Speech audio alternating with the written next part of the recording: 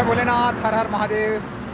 आज मी ओंकारेश्वरकडून आता धारकडे निघालो आहे, म्हणजे थोडक्यात गुजरातच्या दिशेने चाललो आहे. तर मी आज कमीत कमी 66 दिवसापूर्वी हा जो तुम्हाला रस्ता समोर, हा समोर येणारा रस्ता आपल्या नाशिककडून धुळ्याकडून येणारा रस्ता आहे.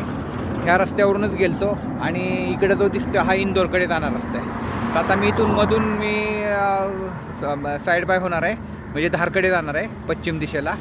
तर हा इंदोरकडे जाणारा आणि हा धुळे नाशिककडे जाणारा रस्ता. तर या रस्त्याला मी आता मिळालेलं आहे, मधून मी आलो आणि म्हणजे ओंकारेश्वरमधून मी मधल्या बऱ्याच खेड्यातून आलो आणि ह्या धारच्या रस्त्याला लागणार आहे की हा धारचा रस्ता आहे जो साईडनी जातो तो, आणि माझा गुजरातकडे जायचा प्रवास चालू होणार आहे.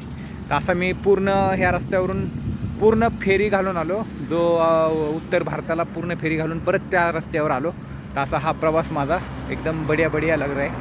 आज मस्त वाटत आहे परत. आणि आता मी ओंकारेश्वरचं दर्शन घेतलं, 6वं ज्योतिर्लिंग झाला आणि आता मी चाललेलो आहे धारच्या दिशेने. तर धारमध्ये आज मुक्काम असणार आहे. धारमध्ये मुक्काम करून पुढे गुजरातच्या दिशेने जाणार, म्हणजे साधारणतः अजून मध्य प्रदेशमध्ये मी 2 दिवस, आजचा आणि उद्याचा दिवस अटकेल. परवा दिवशी मी गुजरातमध्ये एंट्री करेन कदाचित. तर असा हा माझा प्रवास आहे. आता मी धारच्या दिशेने हा रस्ता आहे. तर या रस्त्याने जायचा माझा हा दुसरा योग आहे. अमरनाथ यात्रेला गेलतो त्यावेळेस पण मी ह्या रस्त्याने रतलामपर्यंत गेलतो आणि भोलेबाबांची कृपा परत त्याच रस्त्याने मला आता परत घेऊन चाललेले आहेत.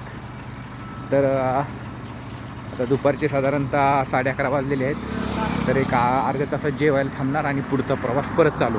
धार अजून इथून 40 किलोमीटर आहे, 45 किलोमीटर. तर हा सगळं साधारणतः मी 4पर्यंत पोचून जाऊ. चलो, जय भोलेनाथ, हर हर महादेव, हर हर महादेव, बम बम भोले, जय श्री महाकाल.